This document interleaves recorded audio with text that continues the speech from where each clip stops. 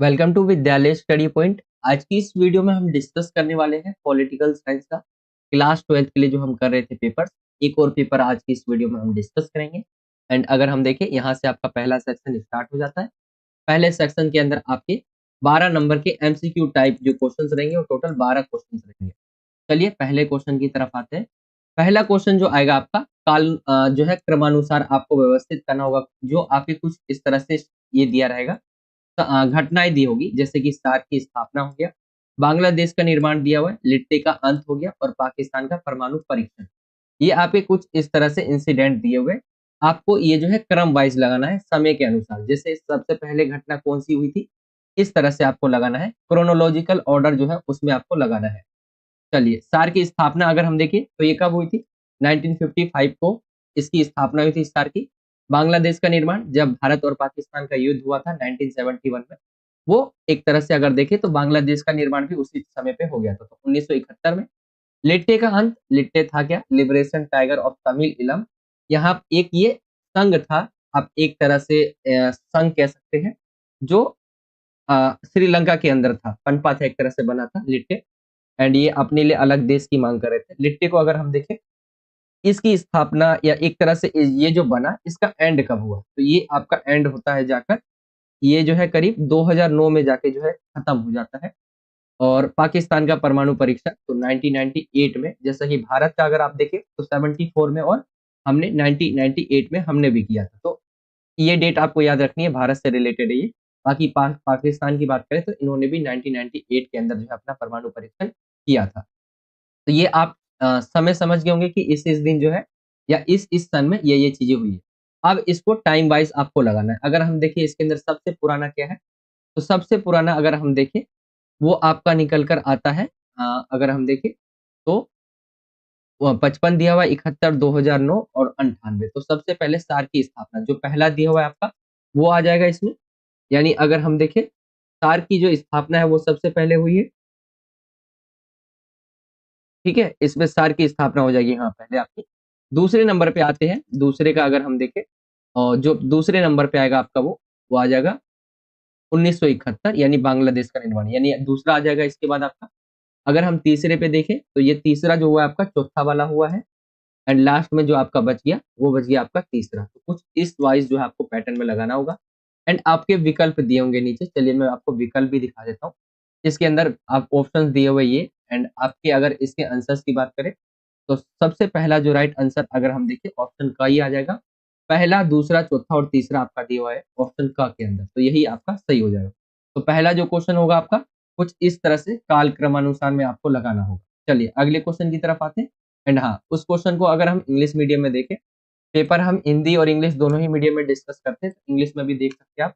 ये आपका दिया हुआ है, arrange the following in chronological order. ये आपका दिया हुआ है, जैसे एस्टेब्लिशमेंट ऑफ सार्क हो गया, क्रिएशन ऑफ बांग्लादेश हो गया, एंड ऑफ लिट्टे हो गया, ठीक है। एंड यहाँ पे अगर हम देखें पाकिस्तान जो है न्यूक्लियर टेस्ट कब किया था उसके बारे में पूछा हुआ है। एंड मैं आपको डायरेक्ट इसके आंसर्स बता देता हूँ। ऑप्शन जो ए है वो इसका राइट आंसर निकल कर आ जाएगा। चलिए, तो इसके अंदर पूछा गया है श्रीलंका की जो है राजनीति में, यहाँ पे बोला गया है दूसरे क्वेश्चन में, श्रीलंका की राजनीति में किस समुदाय का दबदबा है। तो अगर आप भारत को देखते हैं, भारत के अगर आप दक्षिण की साइड देखेंगे तो यहाँ पे आपका दक्षिण की साइड ही जो है श्रीलंका है। एक आंसू के आकार का देश है, कुछ इस तरह से, जैसे पानी की बूंद का आकार का, ठीक है, आंसू आकार या पानी की बूंद का आकार का बोल सकते हैं, कुछ इस तरह से है श्रीलंका। एंड श्रीलंका के अंदर अंदर जो है ना लिट्टे आपने जो देखा, वो लिट्टे इसीलिए पनपा था क्योंकि यहाँ पे जो है ये श्रीलंका के अंदर जो है संघर्ष चल रहा था, किनके बीच, तमिल के बीच और यहाँ सिंहली जो थे उनके बीच। और वहीं से जो है लिट्टे का जन्म होता है। बाकी अगर यहाँ की राजनीति की बात करें श्रीलंका में, तो किसका दबदबा है, किस समुदाय का है, तो वो सिंहली का है। ऑप्शन जो खा आ जाएगा वो इसका राइट आंसर निकल कर आ जाएगा, सिंहली। चलिए अगले क्वेश्चन की तरफ चलते हैं। अगला क्वेश्चन थर्ड है आपका, एंड उससे पहले हम इसे इंग्लिश मीडियम में देख लेते हैं। सेकेंड ही क्वेश्चन है आपका, विच कम्युनिटी डोमिनेट्स श्रीलंकन पॉलिटिक्स। तो ये आपके ऑप्शन दिए हुए, जैसे तमिल, लैंग्वेज ऑफ जो है सिंहाल, मुरा, एंड नन ऑफ दिस। तो यहाँ पे सिंहली आ सकता है ऑप्शन बी, ठीक है, यहाँ पे सिंहली है, सिन HALI, सिंहली। तो ये है इसका राइट आंसर, ऑप्शन बी। चलिए अगले की तरफ आते हैं। अगला क्वेश्चन आपका थर्ड है, एंड उससे पहले हम इसे हिंदी में देखें तो ये क्वेश्चन कुछ इस तरह से पूछा गया है। संयुक्त राष्ट्र संघ जो है उसके गठन के बारे में पूछा गया, कब हुआ था? तो संयुक्त राष्ट्र संघ यानी यूएनओ के बारे में पूछा गया। अगर हम देखें इसकी स्थापना कब हुई थी तो ये आपके ऑप्शन दिए हुए जैसे 24 अक्टूबर 1945, 30 अक्टूबर 1945, 26 जून 1945 या 12 दिसंबर 1945। ये आपके ऑप्शन दिए हुए एंड अगर हम इसके राइट आंसर की बात करें तो 24 अक्टूबर 1945 को जो है ये बनकर तैयार हो जाता है, यानी स्थापना हो जाती है इसकी। लगभग 51 देश जो है इसमें साइन करते हैं। शुरू के 51 देश होते हैं, भारत भी इसमें जो है ऐड हो जाता है 30 अक्टूबर 1945 को जाकर। तो ये भारत की डेट दी हुई है, ठीक है, जब भारत इसके अंदर शामिल होता है। चलिए अगले क्वेश्चन की तरफ आते हैं, चौथे क्वेश्चन की तरफ। एंड उससे पहले उसे ही क्वेश्चन को हम इंग्लिश मीडियम में देखें। कुछ इस तरह से एक क्वेश्चन है आपका पूछा गया, United nation in which year was the union form. तो ये आपके ऑप्शन दिए हुए एंड अगर हम इसके राइट आंसर की बात करें, इसका राइट आंसर निकल कर आ जाएगा आपका 24 अक्टूबर 1945 को जो है ये बना था। तो ऑप्शन जो ए है वो आपका इसका राइट आंसर होगा। चलिए अगले क्वेश्चन की तरफ आते हैं, क्वेश्चन नंबर 4 है एंड उससे पहले इसे हम हिंदी मीडियम में करें। इसके अंदर बोला गया है जैविक हथियार संधि जो है वो कब हुई थी, ठीक है। ये आपसे पूछा गया 1992 में, 81 में, 72 में या 1990 में। तो ये आपके ऑप्शन दिए हुए हैं। जैसे जो जैविक हथियार है उसके ऊपर संधि हुई थी कि जो जैविक हथियार है ना बहुत ज्यादा बन रहे, तो उसके ऊपर संधि हुई कि हम इसको कम करेंगे, या तो इसको ना बनाने के ऊपर जो है संधि हुई थी कि इसको जो है कम से कम बनाया जाए या ना ही बनाया जाए। इसके ऊपर एक संधि हुई थी देशों के बीच, अगर हम देखें तो वो कब हुई थी? 1972 में जाके जो है ये संधि हुई थी। तो आपका 1972 जो है वो इसका राइट आंसर होगा। ऑप्शंस के अंदर जो ऑप्शन ग है वो आपका इसका राइट आंसर निकल कर आ जाएगा। चलिए अगले क्वेश्चन की तरफ आते हैं एंड ये 5वां क्वेश्चन है आपका, मिलान से रिलेटेड है। उससे पहले हम 4th क्वेश्चन को ही इंग्लिश मीडियम में देख लेते हैं। बायोलॉजिकल वेपन्स ट्रीटी जो है व्हेन डिड इट हैपन? तो यहाँ पे 1972 आपका जो है राइट आंसर निकल कर आ जाएगा, ऑप्शन सी।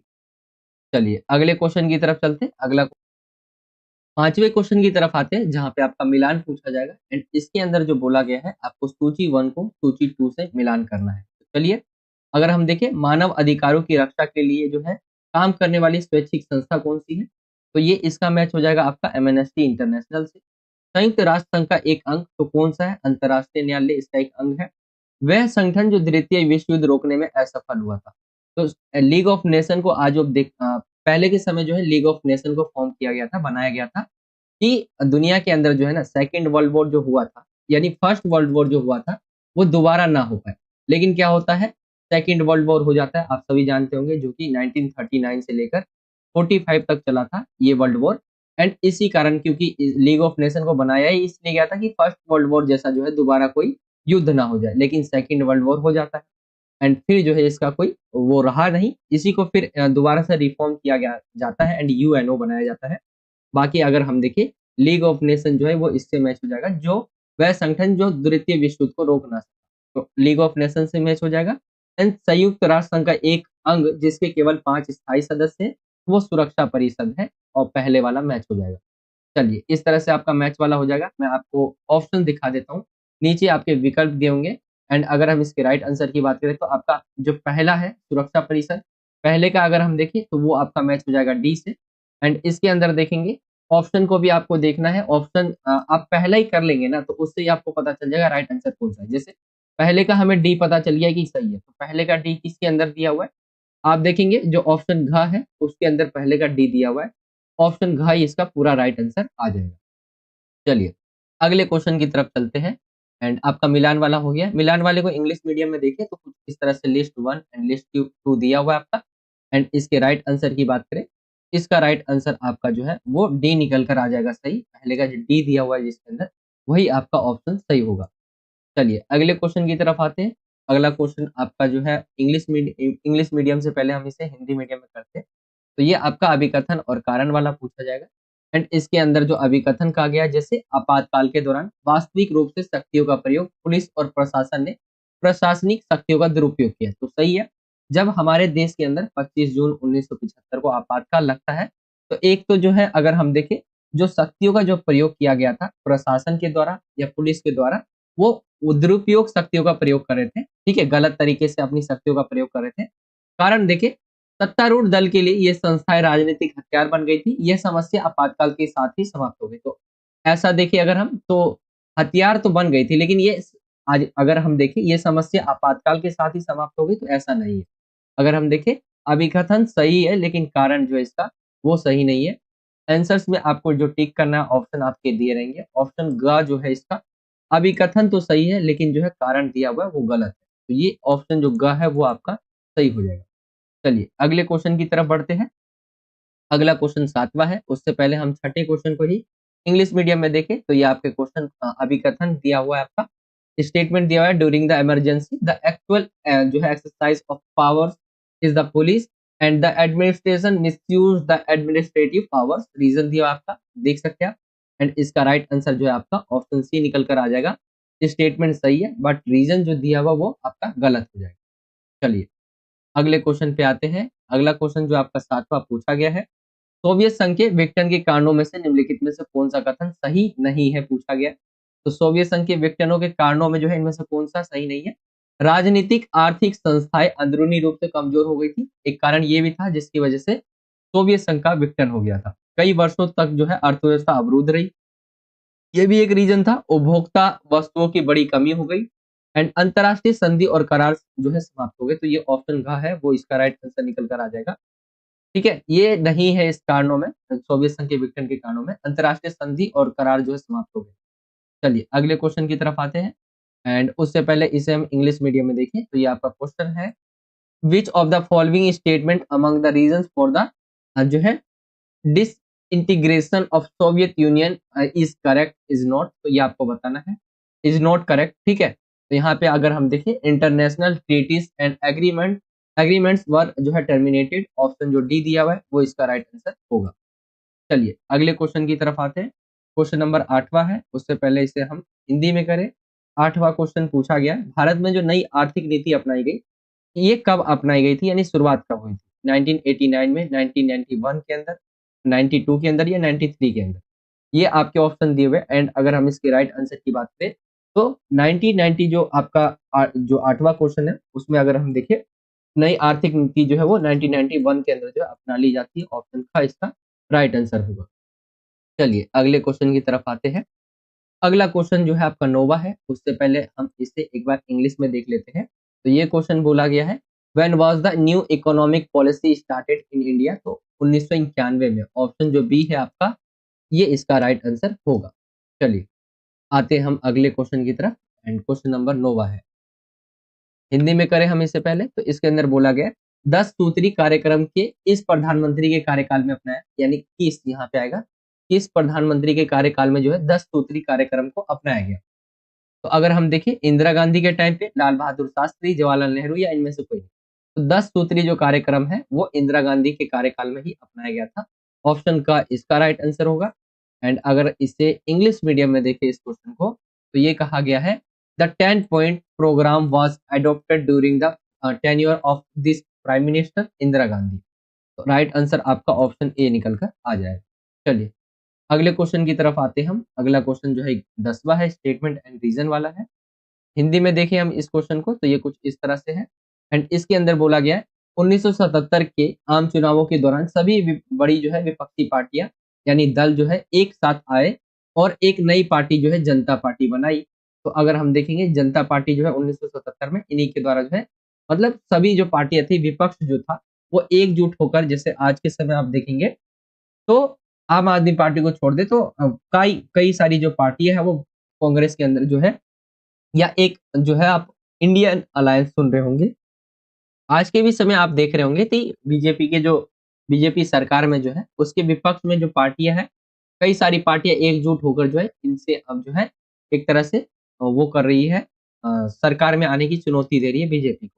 तो अगर हम देखें ये तो बात सही है, 1977 में जनता पार्टी बनकर आई। कारण देखिए ये स्पष्ट था कि इस बार आम चुनाव जो है कांग्रेस पार्टी के लिए मुश्किल होने वाला है। तो ये बात भी सही है, जब इतनी सारी पार्टियां मिलकर आ रही है तो इनको जो है बहुत मुश्किलें भी हो रही थी। एंड अगर हम इसके जो आपके ऑप्शन दिए हुए इसमें देखें तो ऑप्शन जो है आपका का, अभिकथन ए और जो आर कारण कारण जो दिया हुआ है वो आपका दोनों सही है और इसकी सही व्याख्या भी है। तो ऑप्शन जो का होगा ये इसका राइट आंसर आ जाएगा। चलिए अगले क्वेश्चन की तरफ आते हैं। एंड क्वेश्चन नंबर 11वें की तरफ बढ़ते हैं। 11वां क्वेश्चन आपका कुछ इस तरह से है। 10वीं को ही हम इंग्लिश मीडियम में देखें तो ये आपका जो स्टेटमेंट है वो दिया हुआ है एंड रीजन दिया हुआ है। इसका मैं आपको डायरेक्ट राइट आंसर आपको बता देता हूँ, आप पढ़ना चाहे तो पढ़ सकते हैं। इसका राइट आंसर जो है ऑप्शन जो ए है वो इसका राइट आंसर निकल कर आ जाएगा। स्टेटमेंट एंड रीजन दोनों ही सही है और एक्सप्लेनेशन भी इसकी सही है। चलिए 11वें क्वेश्चन की तरफ आते हैं। 11वें क्वेश्चन में कहा गया है निम्नलिखित में से कौन सा जो है आपातकाल की घोषणा के संदर्भ में मेल नहीं खाता। तो इसे अगर हम देखें, संपूर्ण क्रांति का आह्वान, 1974 की जो है रेल हड़ताल, इलाहाबाद उच्च न्यायालय का जो है फैसला, ये तीन को अगर आप देखेंगे तो ये आपातकाल से मैच खा रहा है। लेकिन शाह आयोग की जो रिपोर्ट को देखेंगे उसके निष्कर्ष को, तो ये आपातकाल के बाद के बारे में है, जब आपातकाल की समाप्ति हो गई। तो आपातकाल सही लगाया गया कि नहीं लगाया, उसके लिए जो है शाह आयोग जो है उसकी स्थापना की गई थी कि आप जांच करें। और इन तीनों को देखेंगे तो ये कहीं न कहीं जो है आपातकाल लगाए जाने के कारणों में है। तो ये जो है मैच नहीं खाता, ऑप्शन घ इसका राइट आंसर होगा। चलिए, आगे की तरफ आते हैं क्वेश्चन नंबर 12वें की तरफ। उससे पहले इसे हम इंग्लिश मीडियम में देखें तो ये आपका बोला गया question, which of the following does not match in terms of declaration of emergency. तो ये आपके ऑप्शन दिए हुए हैं एंड अगर हम इसके राइट आंसर को देखें तो ऑप्शन जो डी है वो इसका राइट आंसर निकल कर आ जाएगा। चलिए अगले क्वेश्चन की तरफ आते हैं 12वें की तरफ एंड इससे पहले इसे हम हिंदी मीडियम में देखें तो ये क्वेश्चन है आपका, सोवियत प्रणाली के बारे में निम्नलिखित में से कौन सा कथन सत्य नहीं है पूछा गया है। तो सोवियत संघ के पास जटिल जो है संचार प्रणाली थी, तो ये बात सही है, उनके पास जटिल संचार प्रणाली थी। इसमें एक जटिल मशीनरी उत्पादन प्रणाली और परिवहन क्षेत्र था जो इसके दूरस्थ क्षेत्रों के साथ जो है दक्षता से जुड़ा हुआ था, तो ये भी सही है। इसका एक घरेलू उपभोक्ता उद्योग था जो पिन से लेकर कारों तक की हर चीज, यानी पिन से लेकर हवाई जहाज तक की जो चीज वो बनाता था। एंड इसका फोर्थ जो दिया हुआ है 1992 में सोवियत संघ का विघटन हुआ, तो 1991 के अंदर हुआ था दिसंबर में करीब। ये आपका गलत लिखा हुआ है ऑप्शन घ। तो अगर हम देखें इसका राइट आंसर आपका निकल कर आ जाएगा ऑप्शन घ। 1992 में सोवियत संघ का विघटन हुआ, ये आपका गलत हो जाएगा, यानी ऑप्शन घ सही निकल कर आ जाएगा। चलिए ये क्वेश्चन कंप्लीट हो गया एंड सेक्शन ये आपका कंप्लीट हो जाता है। इसको हम इंग्लिश मीडियम में भी देखें इस क्वेश्चन को, तो ये दिया हुआ है, विच of the following statement is not true about the Soviet system. तो आपका जो ऑप्शन डी दिया हुआ है, द सोवियत जो यूनियन जो है डिसिंग्रेटेड इन जो है यहाँ पे दिया हुआ है 1992, ये इसका जो है राइट आंसर निकल कर आ जाएगा। चलिए ऑप्शन डी हो जाएगा सही। अब आते हैं हम, पहला सेक्शन आपका जो है ए वो कंप्लीट हो गया है। दूसरे सेक्शन की तरफ आते हैं, सेक्शन बी एंड सबसे पहले हिंदी में आते हैं हम। ये भी 12 नंबर का ही सेक्शन है, इसके अंदर 2-2 नंबर के क्वेश्चन होंगे। तो 13वें क्वेश्चन की तरफ आते हैं, भारत में पहली बार जो है वामपंथी सरकार किस राज्य में बनी और कब बनी। तो 1957 में भारत के जो है केरल राज्य में विधानसभा चुनाव में जो है ये बनी थी। वामपंथी सरकार जो है कहाँ पे बनी थी, केरल में, और कब बनी थी, 1957 में। चलिए आगे हम आते हैं अगले क्वेश्चन की तरफ एंड पहले हम इसे इंग्लिश मीडियम में देख ले इसी क्वेश्चन। तो ये आपका इंग्लिश मीडियम में क्वेश्चन दिया हुआ है, in which state and when was the first left government form in India. तो 1957 में ही was elected to the legislative assembly in the state of Kerala, India. ठीक है, तो ये इसका राइट आंसर होगा, केरला के अंदर 1957 में। चलिए अगले क्वेश्चन की तरफ आते हैं। अगला क्वेश्चन आपका 14वां है, इसे हम हिंदी में देखें तो ये बोला गया है 14वें क्वेश्चन के अंदर, तिब्बती शरणार्थियों को बसाने में भारत द्वारा निभाई गई भूमिका का विश्लेषण करना है। अगर आप भारत के उत्तर की तरफ देखेंगे, नेपाल के ऊपर देखेंगे आप, तो वो कभी जो है वहां पे तिब्बत हुआ करता था, लेकिन चीन के द्वारा वहां पर जो है कब्जा कर लिया जाता है एंड बाद वही बताना है आपको कि तिब्बती जो शरणार्थी थी उसको बसाने के में जो है भारत द्वारा भूमिका क्या निभाई गई। तो अगर हम देखें बड़ी संख्या में तिब्बतियों ने भारत में शरण ली, बड़ी संख्या में तिब्बतियों की बस्तियां जो है बनने लग गई थी एंड ये आप देख सकते हैं एंड भारत सरकार ने भी इनका साथ दिया, तो ये आ जाएगा। चलिए इंग्लिश मीडियम में देखिए इस क्वेश्चन को, analyse the role played by India in जो है रीसेटलमेंट ऑफ तिब्बतियन रिफ्यूजी। तो ये आपके दिए हुए स्टेट जो 2 पॉइंट है आप इन्हें पढ़ सकते हैं। चलिए अगले क्वेश्चन की तरफ आते हैं, अगला क्वेश्चन 15वां है एंड उससे पहले इसे हम हिंदी मीडियम में देखिए इस 15वें क्वेश्चन को। तो यहाँ पे बोला गया है, भारत में वैश्वीकरण के खिलाफ अलग अलग सामाजिक और दबाव समूह ने कैसे विरोध किया। तो अगर हम देखेंगे वैश्वीकरण का विरोध भी किया जाता है। वैश्वीकरण का मतलब होता है पूंजी का, वस्तु का, विचारों का जो है एक देश से दूसरी जगह एक जगह से दूसरी जगह ट्रैवल करना या एक जगह से दूसरी जगह पहुंचना, ठीक है, वैश्वीकरण है। अगर हम देखें तो इसका विरोध भी किया जाता है। आर्थिक उदारीकरण का विरोध जो है वामपंथियों द्वारा किया जाता है। मजदूर संघ और किसान ने वैश्वीकरण का विरोध किया है। एंड अगर आप देखेंगे इसको एक्सप्लेन भी किया गया है। आप यहाँ पे पढ़ना चाहे तो पढ़ सकते हैं। मैंने आपको जो मेन पॉइंट है वो बता दिया है। इनके द्वारा जो है ये विरोध किया जाता है। मजदूर संघ हो गया और किसान, और आर्थिक उदारीकरण के जो विरोध है वामपंथी समूह है वो भी इसका जो है विरोध करते हैं। क्योंकि यहाँ पे अगर हम देखें इनका मानना है जो वामपंथी समूह है कि सामाजिक जो है एक तो असमानता जो है पैदा करता है। ठीक है? मजदूर संघ के बारे में आप देख सकते हैं, इनके बारे में लिखा हुआ है। चलिए 16वें क्वेश्चन की तरफ आए, उससे पहले हम इसे इंग्लिश मीडियम में देखें तो कुछ इस तरह से आपका है, हाउ डिफरेंट सोशल एंड जो है pressure group uh, have protested against globalization in India. तो आपको बताना है पोस्ट यहाँ का economic liberalization has been opposed by the left and जो है trade unions and farmers unions have opposed जो है ग्लोबलाइजेशन। तो ये आप देख सकते हैं कुछ इस तरह से लिखा हुआ है। एंड इसको एक्सप्लेन जो किया गया है, आप इनको मैं दिखा देता हूँ आपको, कुछ इस तरह से एक्सप्लेन किया गया है। ठीक है? लेफ्ट ग्रुप के बारे में और लेबर और जो फार्मर जो है विरोध करते हैं इसका, तो ये आप देख सकते हैं। चलिए अगले क्वेश्चन की तरफ आते हैं। 16वां क्वेश्चन है आपका, हिंदी में से हम पहले देख लेते हैं 16वें क्वेश्चन को। एंड इसके अंदर बोला गया है भारतीय जनसंघ की विचारधारा की किन्हीं दो महत्वपूर्ण विशेषताओं का आपको लिखना है। तो भारतीय जो जनसंघ है उसकी विचारधारा की किन्हीं दो महत्वपूर्ण विशेषताओं के बारे में आपको बताना है। तो भारतीय जनसंघ के संस्थापक देखिए अगर हम, श्यामा प्रसाद जो है मुखर्जी थे। इनका मानना था कि देश भारतीय संस्कृति और परंपरा के आधार पर आधुनिक, प्रगतिशील और ताकतवर बन सकता है। ये भारत को आणविक जो है देखिए परमाणु शक्ति के रूप में तैयार करना चाहते हैं। ठीक है? तो ये आप यहाँ पे देख सकते हैं इनके दो विचार यहाँ पे इस तरह से आप लिख सकते हैं। महत्वपूर्ण विशेषताओं में आ जाएँगे। चलिए अगले क्वेश्चन की तरफ आते हैं एंड इसी को हम इंग्लिश मीडियम में देखें। Mention any two important features of the ideology of भारतीय जो है जनसंघ। तो यहाँ पे अगर हम देखें तो ये 3 पॉइंट लिखे हुए हैं। इनका जो फाउंडर है उसके बारे में लिखा हुआ है जनसंघ के, जैसे श्यामा प्रसाद मुखर्जी के बारे में, एंड 2 पॉइंट और है। आप इन्हें पढ़ सकते हैं। क्वेश्चन नंबर 17वें की तरफ आए तो इसमें बोला गया है 25 जून 1975 को लगाए गए राष्ट्रीय आपातकाल का जो है तात्कालिक कारण क्या था। जो 1975 के अंदर भारत के अंदर जो आपातकाल लगा था उसके अंदर जो है तात्कालिक कारण क्या था जिसकी वजह से भारत के अंदर आपातकाल लगा।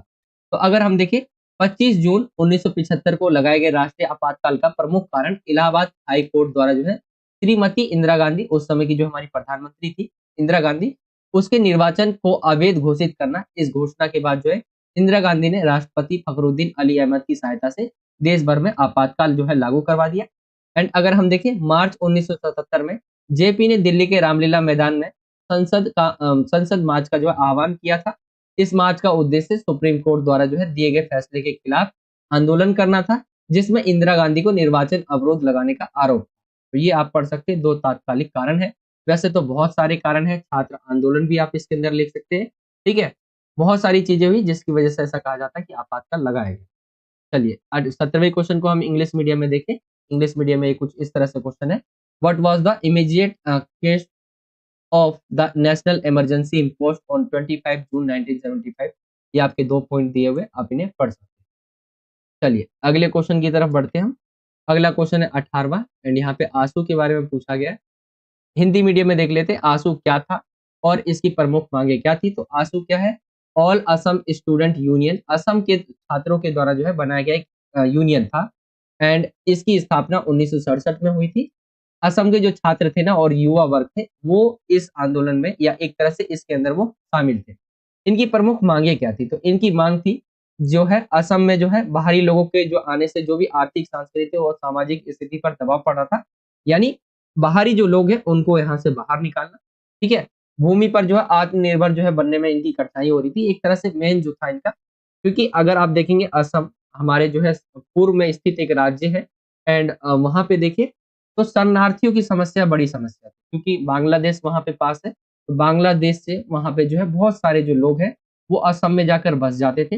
एंड वही उसकी वजह से क्या हो रहा था, उनकी संस्कृति पर जो है उनके ऊपर फर्क पड़ रहा था। एंड वहाँ पे जनसंख्या का दबाव पड़ रहा था, तो बहुत सारी प्रॉब्लम्स हो रही थी। ये इनकी मांग थी कि जो भी बाहरी लोग हैं उनको यहाँ से हटाया जाए। चलिए आगे की तरफ आते हैं हम। सेक्शन सी यहाँ से आपका स्टार्ट हो जाता है। एंड उससे पहले इसे हम इंग्लिश मीडियम में देखें। What was AASU, mention its main demands. तो यहाँ पे आसू के बारे में लिखा हुआ है, ऑल असम स्टूडेंट यूनियन था ये। जो कि 1967 में बना था, आप इन्हें देख सकते हैं एंड इसकी डिमांड आप यहाँ पे देख सकते हैं।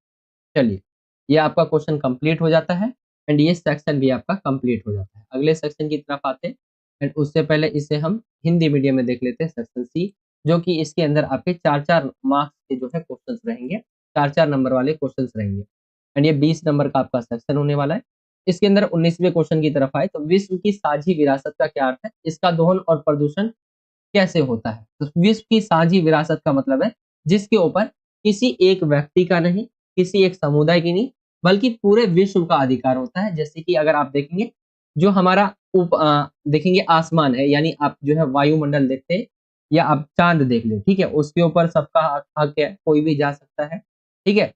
अगर हम समुद्र देखें या महासागर देखें, उसके ऊपर सबका अधिकार है। तो कुछ ऐसे चीज़ें जो है वैश्विक साझी संपदा कहलाती है। दोहन एवं प्रदूषण के कारण देखें हम, तो दोहन और प्रदूषण के क्या कारण रहे? तो यहाँ पे अगर हम देखें, निजीकरण, गहनतर खेती, आबादी की वृद्धि यानी आबादी में वृद्धि, पारिस्थितिकी तंत्र का जो है गिरावट, कार्बन गैसों का अत्यधिक उत्सर्जन। ये पॉइंट है जिसकी वजह से क्या हो रहा है? प्रदूषण बढ़ रहा है। ये आपके रीजंस आ जाएंगे, दोहन के अंदर पूछा गया था प्रदूषण के कारण में। चलिए, ये आपका क्वेश्चन कंप्लीट हो जाता है। अगले क्वेश्चन की तरफ आए, उससे पहले हम 19वें क्वेश्चन को इंग्लिश मीडियम में देखें, तो ये आप पढ़ सकते हैं। इसके अंदर कहा गया है, what does the shared heritage of the world mean, how is it जो है एक्सप्लॉइटेड एंड जो है पोल्यूटेड। तो ये आप देख सकते हैं यहाँ पे, सच wealth which is not the right of any one person और जो है community but the entire global community is called global common wealth. And इसके बारे में आप देख सकते हैं क्या क्या जो है मेन रीजंस क्या क्या है जो है पोल्यूशन होने के। तो यहाँ पे प्राइवेटाइजेशन, ठीक है, एंड यहाँ पे पोस्ट इंटेंसिव जो है कल्टीवेशन, ग्रोथ ऑफ पॉपुलेशन, ये सारी चीजें लिखी हुई है, आप पढ़ सकते हैं। क्वेश्चन नंबर 20वें की तरफ आते हैं एंड इसके अंदर बोला गया 20वें क्वेश्चन में, शॉक थेरेपी अपने उद्देश्यों में सफल नहीं हो सकती, कथन के पक्ष में तर्क दीजिए। तो क्या क्या रीजन शॉक थेरेपी अपने उद्देश्यों में सफल नहीं हो सकी? रूस का औद्योगिक ढांचा जो है पूरी तरह चरमरा गया था। बड़े बड़े उद्योग देखे तो उनके औने पौने दामों में जो है बेचे गए। अगर देखेंगे शॉक थेरेपी के जो उद्देश्य थे, वो उद्देश्य क्या था? जो सोवियत संघ था उसकी स्थिति में सुधार किया जा सके, लेकिन ये क्या है, ऐसा हो नहीं सका। शॉक थेरेपी जो है अपनाई जाती है तो रूस का पूरा औद्योगिक ढांचा वो पूरी तरह चरमरा जाता है।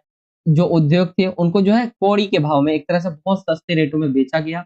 समाज की जो पुरानी कल्याणकारी व्यवस्था थी उसका अंत देखा गया यहाँ पे। रूसी मुद्रा जो थी, उस रूबल, रूस की जो मुद्रा है वो रूबल है, उसके अंदर गिरावट देखने को मिली। तो ये पॉइंट आप इसके अंदर लिख सकते हैं। जो शॉक थेरेपी थे अगर हम उसके इसमें जो है परिणाम में डाल सकते हैं, ठीक है, सफल नहीं हो सकी तो ये इसके परिणाम निकले। चलिए, 20वां क्वेश्चन हो गया आपका कंप्लीट एंड इंग्लिश मीडियम में हम इस क्वेश्चन को देखें। शॉक थेरेपी कुड नॉट जो है succeed in in its objective, give arguments in support of the statement. तो आपके इसके अगर हम आंसर देखें, पॉइंट देखें क्या क्या होंगे। रसिया जो इंडस्ट्रियल स्ट्रक्चर था कंप्लीटली जो है वो कोलैप्स हो गया था। एंड ऑफ जो है ओल्ड वेलफेयर सिस्टम हो गया, ठीक है, यहाँ पे आप इसे लिख सकते हैं। चलिए, फॉल इन रशियन करेंसी, इसके अंदर भी देखने को मिला था गिरावट, तो ये आप लिख सकते हैं इसके अंदर, ठीक है। तो ये आपका हो जाएगा। एंड जो अगर हम देखें वहाँ की जो इंडस्ट्रीज थी वो बहुत लो रेट के अंदर जो है बेची गई थी, तो ये आप देख सकते हैं बहुत लो प्राइस में बिकी थी वो। यहाँ से आपका जो है 21वां क्वेश्चन स्टार्ट हो जाता है एंड इसके अंदर बोला गया विदेश नीति की भूमिका पार्टी की राजनीति में बड़ी सीमित रही है। यहाँ पे बोला गया विशेष जो विदेश नीति की भूमिका जो है पार्टी की राजनीति में बड़ी ही सीमित रही है। कोई एक उदाहरण देकर जो है उपयोग कथन का जो आपको समर्थन करना। तो राजनीतिक दलों के बीच छोटे मोटे मतभेद जरूर है, लेकिन भारतीय राजनीति में देखें तो विभिन्न दलों के बीच जो है राष्ट्रीय अखंडता, राष्ट्रीय सीमा रेखा की सुरक्षा तथा राष्ट्रीय हित के मामले पर जो है व्यापक सहमति रही है। देखिए, जो भी आप देखते हैं कि हमारे छोटे मोटे जो है मतभेद जरूर रहते हैं पार्टियों के बीच, चाहे वो बीजेपी हो जाए, चाहे कांग्रेस हो जाए, चाहे आम आदमी पार्टी हो जाए, लेकिन जो विदेश नीति अगर हम देखें तो उसके अंदर देखेंगे सबकी आम सहमति देखने को हमें मिलती है। हमारी विदेश नीति ऐसी ही रहनी चाहिए, ठीक है। उदाहरण के लिए अगर आप देखें आज के समय का भी एग्जाम्पल दे सकते हैं, जैसे हमारे जैसे हमसे पूछा गया था जैसे राहुल गांधी से पूछा गया था कांग्रेस के, ठीक है, मैंने एक इंटरव्यू देखा था उसके अंदर कि हमारी विदेश नीति को लेकर आपको क्या लगता है कि हमारा क्या इंडिया सही स्टैंड कर रहा है कि जब रसिया और यूक्रेन का वॉर हो रहा था उस समय के लिए, तो कांग्रेस ने बोला कि हाँ सही है और हम भी होते तो हम भी यही कर रहे होते। तो आप देखेंगे इससे हमें पता चलता है कि आम सहमति जो पार्टी है उनके बीच है। बाकी एग्जाम्पल के लिए ये भी बताया गया है 1962 से लेकर 71 के बीच जो है भारत ने 3 युद्धों का सामना किया। उसके बाद के समय में भी जब समय-समय पर कई पार्टियों ने सरकार बनाई, विदेश नीति की जो है भूमिका पार्टी की राजनीति में पार्टी की जो राजनीति है उसके अंदर सीमित रही है। तो विदेश नीति को लेकर ज़्यादा जो है वो हमारे देश के अंदर आप कहेंगे तो आम सहमति बनी रहती है। इसको लेकर ज़्यादा विवाद नहीं होता है। चलिए इसी के अंदर आप 8वें में क्वेश्चन देखेंगे। 8वें के अंदर बोला गया है टिकाऊ विकास क्या है? इसको कैसे लागू किया जा सकता है? तो टिकाऊ विकास होता क्या है? विकास की वह नीति है जहाँ मानव न केवल वर्तमान आवश्यकताओं की पूर्ति करता हो, बल्कि अनंत काल जो है मानव की आवश्यकताओं की पूर्ति जो है सुनिश्चित हो सके। यानी हम सिर्फ तुरंत ही नहीं वर्तमान समय को लिए देखकर ही नहीं करते, बल्कि हम आने वाले समय को देखकर भी करते हैं। लागू करने के क्या-क्या तरीके हैं? तो जैसे अपरिग्रह की भावना, आवश्यकताओं में हमें कमी करना चाहिए, आवश्यकता अनुसार उत्पादन करना चाहिए, प्राकृतिक सह-अस्तित्व होना चाहिए और प्राकृतिक जो है साधन, उसका उचित उपयोग और पूर्ण उपयोग को लेकर कहा जाता है। तो ये आपका 21वां क्वेश्चन था एंड इन दोनों क्वेश्चन को हम इंग्लिश मीडियम में देखें, तो ये आपका क्वेश्चन कुछ इस तरह से है। Has the role of foreign policy been very limited in party politics? Support the above statement by giving example. तो ये आप देख सकते हैं, आपका आंसर कुछ इस तरह से हो जाएगा। ठीक है, आप इसे पढ़ सकते हैं, इंग्लिश मीडियम में आपका दिया हुआ आंसर। चलिए अगले क्वेश्चन की तरफ आते हैं हम। अगला क्वेश्चन इसके और में ही पूछा गया था, what is sustainable development, how can it implemented? तो ये आप देख सकते हैं सस्टेनेबल डेवलपमेंट होता क्या और इसको कैसे जो है इम्प्लीमेंट किया जा सकता है। तो यहाँ पे आप पढ़ सकते हैं, ये आपका क्वेश्चन कंप्लीट हो जाएगा। चलिए 22वें क्वेश्चन की तरफ आते हैं एंड सबसे पहले इसे हम हिंदी में देखें। इसके अंदर बोला गया है क्वेश्चन के अंदर, भारत में राजनीतिक दलों की प्रतिस्पर्धा को सशक्त बनाने वाले जो है कारणों की विवेचना करें। भारत में जो राजनीतिक दल है उनकी प्रतिस्पर्धा जो है उसको और अच्छा बनाए, सशक्त बनाए, उसके क्या-क्या कारण? तो बहुदलीय राजनीतिक व्यवस्था होनी चाहिए, ठीक है? यानी बहुत सारी पार्टियां रहनी चाहिए, तो ये है भारत के अंदर एंड सबके अलग-अलग विचार हैं। तो अब बहुदलीय राजनीतिक व्यवस्था आप पढ़ सकते हैं।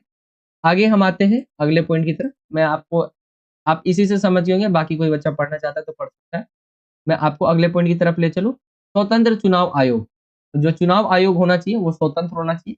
इससे क्या होगा, जो देश के अंदर जो भी दल होंगे, राजनीतिक पार्टी होगी तो उनके बीच कॉम्पिटिशन तगड़ा होगा। स्वतंत्र चुनाव आयोग वो होगा तो अच्छे से चुनाव हो पाएगा। मीडिया का सकारात्मक योगदान होना चाहिए, ठीक है? ये आप देख सकते हैं एंड आगे अगर हम देखें और क्या-क्या पॉइंट हो सकते हैं इसके अंदर, विविधता और जनता की शक्ति इसके अंदर आप लिख सकते हैं। ये इसका पॉइंट होगा 4th एंड इस तरह से एक्सप्लेन किया गया, आप इन्हें पढ़ सकते हैं। तो ये होगा जो राजनीतिक पार्टियां है ना उनके बीच अगर हम देखें तो कंपटीशन जो है वो अच्छे तरीके से कैसे हो सकता है, ये आप देख सकते हैं। ठीक है, कैसे सशक्त बनाया जा सकता है, तो ये पॉइंट आप देख सकते हैं, ये होंगे। चलिए इसी के अंदर 8वें के अंदर क्वेश्चन बोला गया है, राष्ट्रीय जो आपातकाल है भारतीय लोकतंत्र को कैसे मजबूत किया, ये आपको बताना है।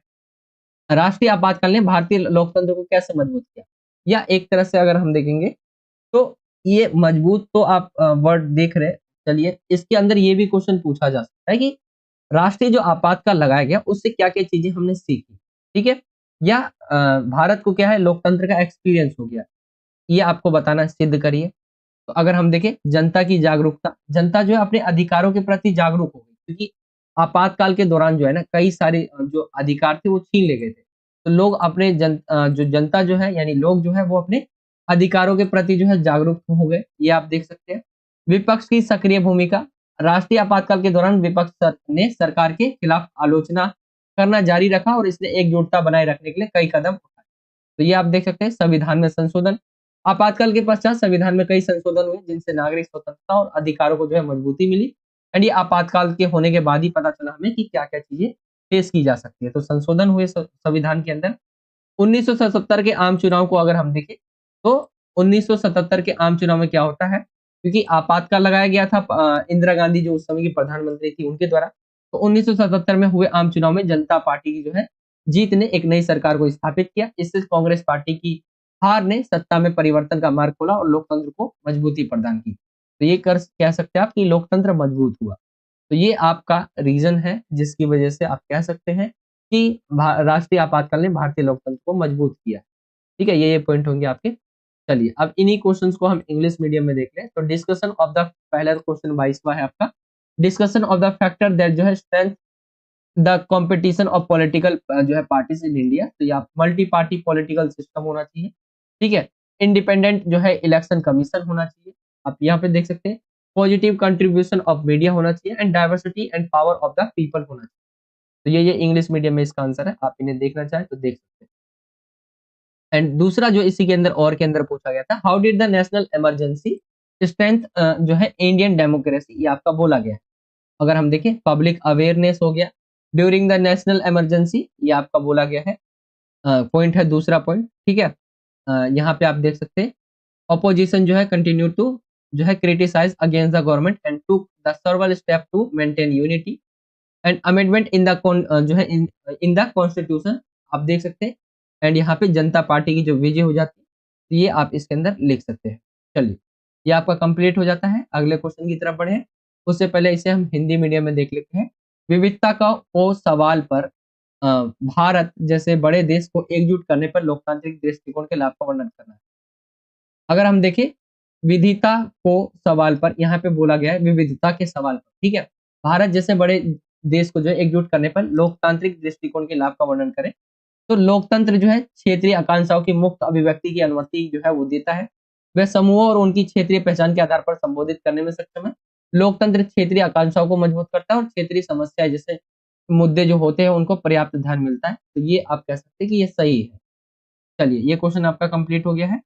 आते हैं हम सेक्शन डी की तरफ एंड इसे हम इंग्लिश मीडियम में देखें तो ये बोला गया है क्वेश्चन, डेमोक्रेटिक अप्रोच टू जो है uniting a large country like India on the questions of legality describe the benefits of, तो ये आपके benefits लिखे हुए, आप इन्हें देख सकते हैं।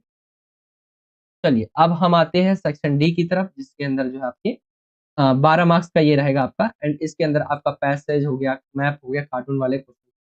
तो सबसे पहला पैसेज वाला क्वेश्चन है, कुछ इस तरह से क्वेश्चन है। हम डायरेक्ट क्वेश्चंस की तरफ आएंगे।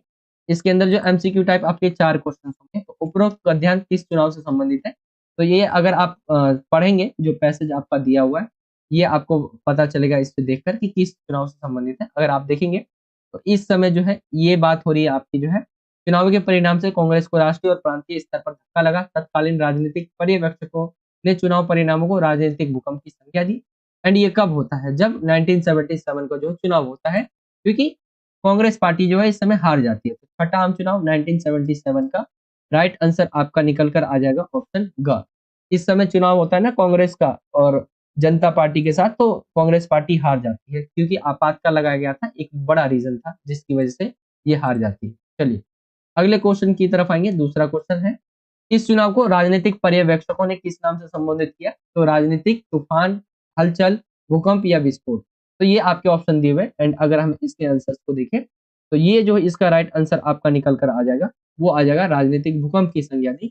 आप जाके पैसेज में भी पढ़ सकते हैं, पैसेज में भी लिखा हुआ है। चलिए, मैं एक बार जाके दिखा देता हूँ। आप यहाँ पे देख रहे होंगे राजनीतिक भूकंप ये लिखा हुआ है, इसकी संज्ञा दी।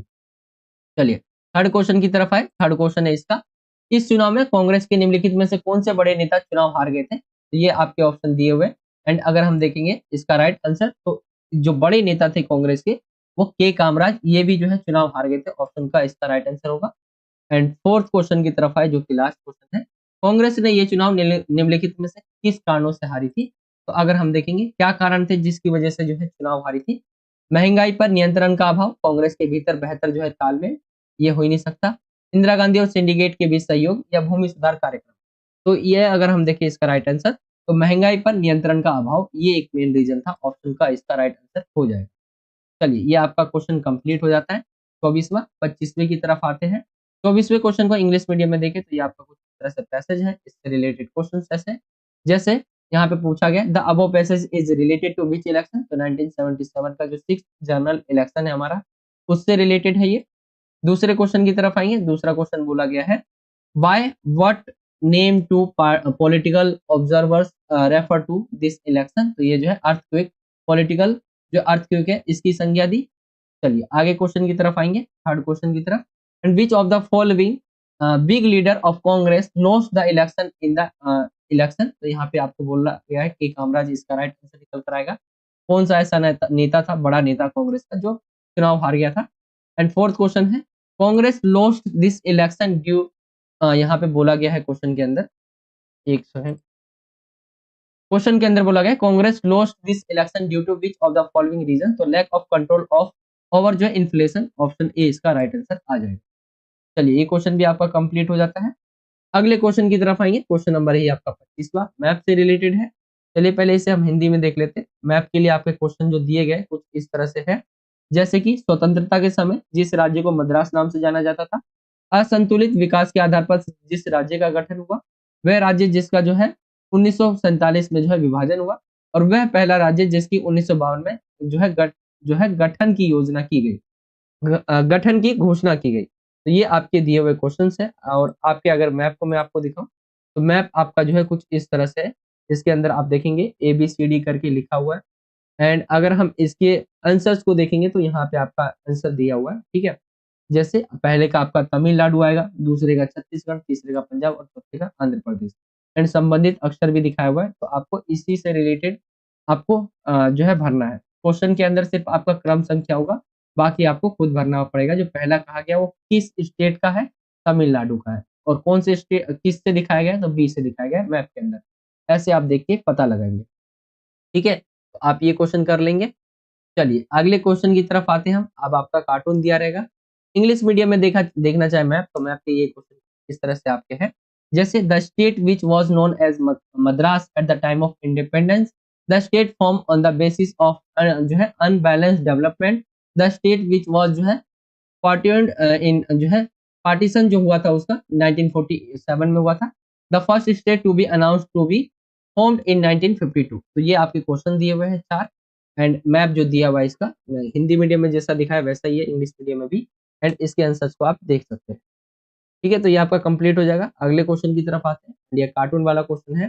सबसे पहले हम इसे हिंदी मीडियम में देखें तो इलेक्शन कमेटी यहाँ पे लिखा हुआ है एंड चुनाव आयोग से रिलेटेड है ये क्वेश्चन। चलिए कार्टून जो रिलेटेड है वो चुनाव आयोग से रिलेटेड है। क्वेश्चन देखते हैं हम इसके। भारत में चुनाव आयोग का गठन किस वर्ष हुआ था, तो 1950 में हुआ था। एंड भारत के अंदर जो है चुनाव अच्छे तरीके से बहुत कोई बिना किसी गड़बड़ी के हो सके, इसलिए चुनाव आयोग को गठन किया गया। 1950 हो जाएगा। भारत के प्रथम चुनाव आयुक्त कौन थे, तो सुकुमार सेन थे। कार्टून में भारी जो भीड़ है क्या दर्शाती है, चुनाव समिति के मंच पर बैठे किसी एक नेता को आपको चिन्हित करना है, उनका नाम लिखना है, कौन है वो। तो अगर हम देखें कांग्रेस के टिकट पर चुनाव लड़ने के इच्छुक जो है उम्मीदवार को दिखाया गया है। भारी भीड़ जो है जवाहरलाल नेहरू, मोरारजी देसाई या जगजीवन राम आप यहाँ पे देख पाएंगे। मैं एक बार आपको जाके कार्टून के अंदर दिखाता हूँ। देखिए ये इनके ऊपर जो बैठे हुए, इनमें से किसी एक को आपको, जैसे जवाहरलाल नेहरू आप देख रहे होंगे तो इसको आप पहचान सकते हैं।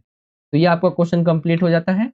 एंड इंग्लिश मीडियम में इसी को आप देखें तो इस तरह से आपका कार्टून है। एंड इसके क्वेश्चन है जैसे कि in which year was election commission of India constitute, कब एस्टेब्लिश हुआ था, कब बना था, फॉर्म हुआ था, तो 1950 में। Who was the first election commissioner of India, तो Sukumar Sen. What does the huge crowd in the cartoon represent. And अगर हम देखें तो candidate willing to contest of Congress ticket, ठीक है। And one of the candidate sitting on the election committee stage leader, यहाँ पे आपको बताना है। तो अगर हम देखें तो जवाहरलाल नेहरू, मोरारजी देसाई या जगजीवन राम आप लिख सकते हैं। तो ये आपका कंप्लीट हो जाएगा। एंड यहाँ से सेक्शन ई स्टार्ट हो जाता है। चलिए सेक्शन ई हम हिंदी मीडियम में देखें पहले। एंड इसके बाद इसके अंदर जो क्वेश्चन बोला गया है, सोवियत संघ के विघटन के लिए उत्तरदायी प्रमुख कारकों का आपको वर्णन करना है। तो सोवियत संघ का जो विघटन हुआ उसके क्या क्या कारण थे आपको बताने हैं। तो यहाँ पे बहुत सारे कारण हैं, जैसे लोगों की आकांक्षाएं या जो इच्छाएं थी वो पूरी नहीं हो सकी। एक तरह से सोवियत प्रणाली पर नौकरशाही का शिकंजा था। संसाधनों का प्रयोग जो ज्यादा से ज्यादा किया जा रहा था वो हथियारों के निर्माण में किया जा रहा था। गोरबाचेव की सुधारों का विरोध किया गया, रूस का वर्चस्वशाली होना, अर्थव्यवस्था का गतिहीन होना, राष्ट्रवादी और संप्रभु की भावना का उभार, और साम्यवादी पार्टी का जो है जनता के प्रति जवाब ना होना, एक ही पार्टी का सिस्टम, एक ही पार्टी का शासन, ये सारी चीजें आप लिख सकते हैं सोवियत संघ के विघटन के कारणों में। एंड 8वें के अंदर जो क्वेश्चन पूछा गया है वो पूछा गया है 1977 के पश्चात विश्व राजनीति में आए नाटकीय बदलावों का भारत की विदेश नीति पर जो है पड़े प्रभाव का वर्णन करना है। 1977 के बाद जो है भारतीय राजनीति में नाटकीय बदलाव क्या आता है, पहली बार जो है कांग्रेस पार्टी की हार होती है, ये आप जानते हैं। तो विदेशी नीति में जो है विदेश नीति में क्या क्या बदलाव देखने को मिलते हैं, तो जनता पार्टी सरकार द्वारा सच्ची कूटनीतिकता नीति का पालन, सोवियत संघ के प्रति झुकाव का अंत किया गया, चीन में अमेरिका के साथ जो संबंधों में सुधार किया गया, क्षेत्रीय सहयोग बढ़ाने पर जोर दिया गया, सैन्य हितों के स्थान पर आर्थिक हितों पर जोर, और 1990 के दशक में अमेरिका समर्थित नीतियों की आलोचना। तो ये आप पॉइंट देख सकते हैं, ये चीजें हमारी विदेश नीति के अंदर बदली हुई दिखी थी। चलिए आगे हम आते हैं अब अगले क्वेश्चन की तरफ। एंड 2 क्वेश्चन जो हमने डिस्कस किए इन्हीं को हम इंग्लिश मीडियम में आप डिस्कस कर लेते हैं। तो ये आपका पूछा गया है 27वां, describe the main factor responsible for the disintegration of the Soviet Union, यानी उसके विक्टर का क्या कारण था। तो ये आपके पॉइंट लिखे हुए, ठीक है। यहाँ पे हमने 8 पॉइंट लिखे हुए, आपको 6 एक्सप्लेन करने कोई भी, तो मैं आपको पूरा पॉइंट दिखा देता हूँ। कुछ इस तरह से ये आपके 8 पॉइंट, ठीक है। एंड और के अंदर पूछा गया है describe the impact of the democratic changes in world politics after 1977 on India's foreign policy. तो इसके 5 पॉइंट दिए हुए, ये आपको एक्सप्लेन करने हैं, ठीक है। तो ये आपका क्वेश्चन कंप्लीट हो जाएगा। चलिए अगले क्वेश्चन की तरफ आए, उससे पहले हम इसे हिंदी मीडियम में करें। इसके अंदर बोला गया है बाहरी खतरों से सुरक्षा के परंपरागत विचार के 4 घटक क्या है, प्रत्येक का एक उदाहरण देना है आपको। बाहरी खतरों से अगर हम देखें तो अप्रोच, अगर हम देखें अप्रोच सुरक्षा के लिए एक महत्वपूर्ण घटक है जो राष्ट्र को विश्व में सुरक्षित रखने की क्षमता को सुनिश्चित करता है।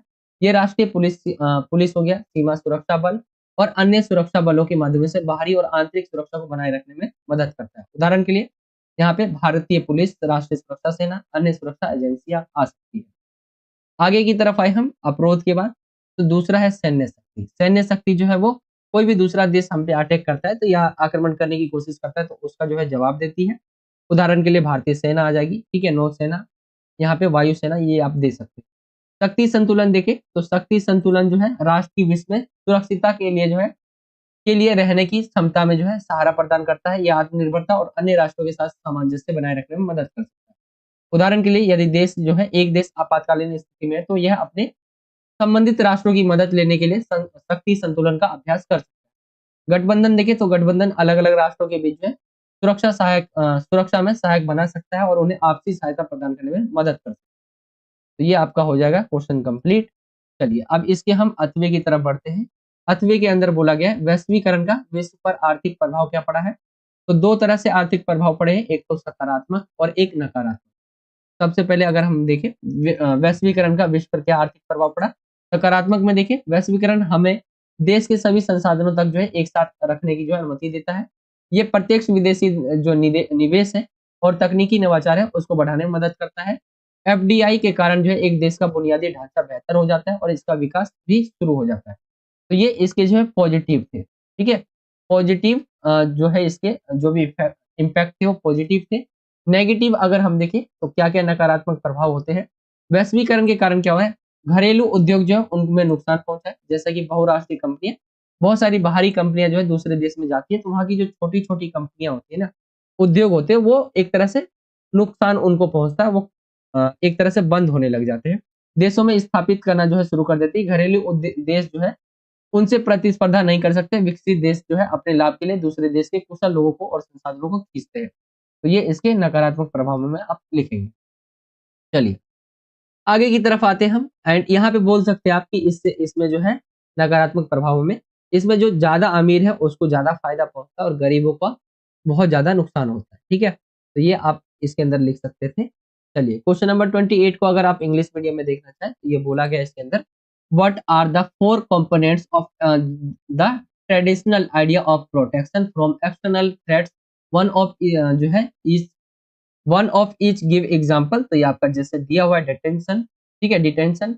एंड इसके जो एग्जांपल मिलिट्री पावर हो गया आपका, इसके अंदर आप मिलिट्री पावर भी लिख सकते हैं। एंड आगे देखिए हम तो बैलेंस ऑफ पावर हो गया आपका एंड अलायंस हो गया। तो ये इसके पॉइंट होंगे, इंग्लिश मीडियम में आप इन्हें पढ़ सकते हैं। एंड और के अंदर अगर हम देखें इसके अंदर बोला गया है और के अंदर what was the economic impact of globalisation on the world. अगर हम देखें तो इसके पॉजिटिव और नेगेटिव दोनों है, तो पॉजिटिव यहाँ पे लिखे एंड नेगेटिव लिखे हुए आप इन्हें पढ़ सकते हैं।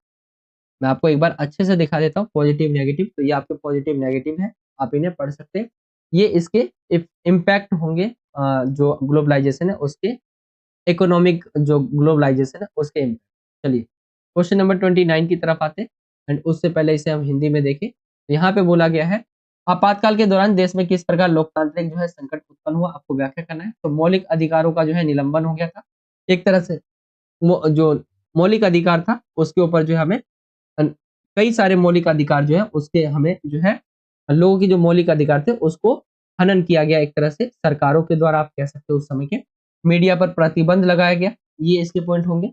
आगे की तरफ आए हम, सामाजिक संगठनों पर जो है प्रतिबंध लगाया गया, जैसे आरएसएस, जमाते इस्लामी जैसे जो है संगठन जो थे सामाजिक संगठन, उनके ऊपर भी प्रतिबंध लगाए गए।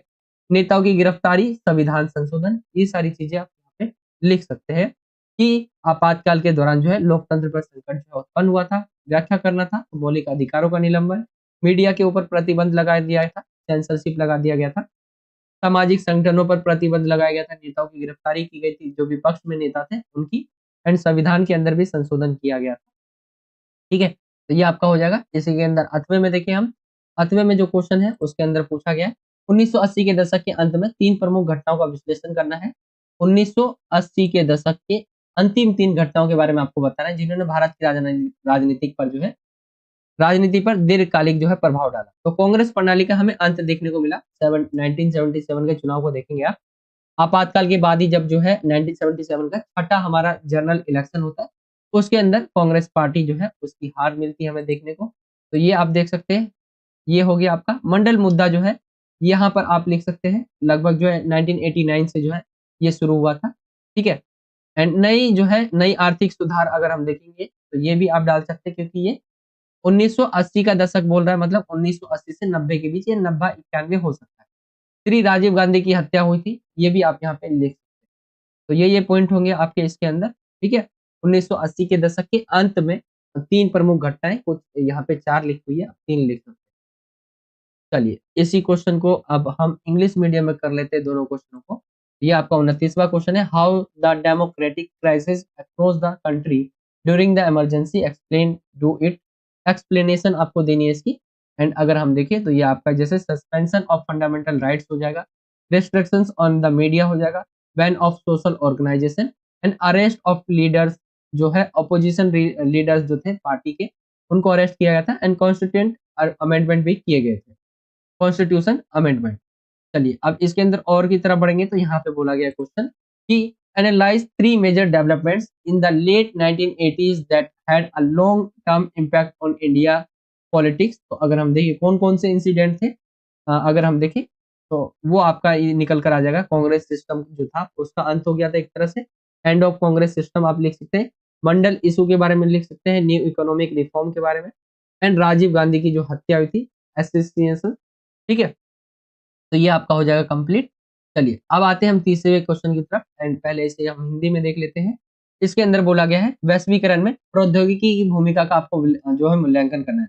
वैश्वीकरण में जो प्रौद्योगिकी है यानी नवाचार है, उसकी भूमिका का आपको मूल्यांकन करना है। तो वैश्वीकरण में प्रौद्योगिकी का जो है महत्वपूर्ण योगदान जो है देखने को मिला है। वैश्वीकरण के कारण आज अल्प विकसित व विकसित विकासशील देश देखें हम, तो उसमें भी क्या उच्च स्तर की प्रौद्योगिकी का जो है प्रयोग देखने को मिल रहा है।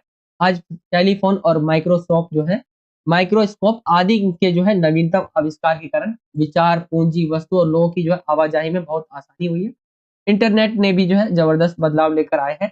वैश्वीकरण के साथ जुड़ने के बाद जो है आज पूरी दुनिया एक क्रांतिकारी कदम के रूप में जो है इसे देखा जा रहा है। तो ये आप देख सकते हैं प्रौद्योगिकी, यानी इसकी अगर हम देखें तो जैसे किसी भी कोई भी विकास करता रहता है ना, उसमें बदलाव होते रहते हैं, विकास होते रहते हैं। तो आप देखेंगे क्या-क्या चीजें हुई है वैश्वीकरण की मदद से। तो आप आज के समय इंटरनेट को देख सकते हैं। ऐसे-ऐसे देशों के पास जो, अगर आप भारत को ही देखेंगे तो कभी जो है 20 साल पहले जाएँगे तो भारत के अंदर मोबाइल जैसी, मतलब मोबाइल कोई किसी के पास जल्दी होता नहीं था। ठीक है?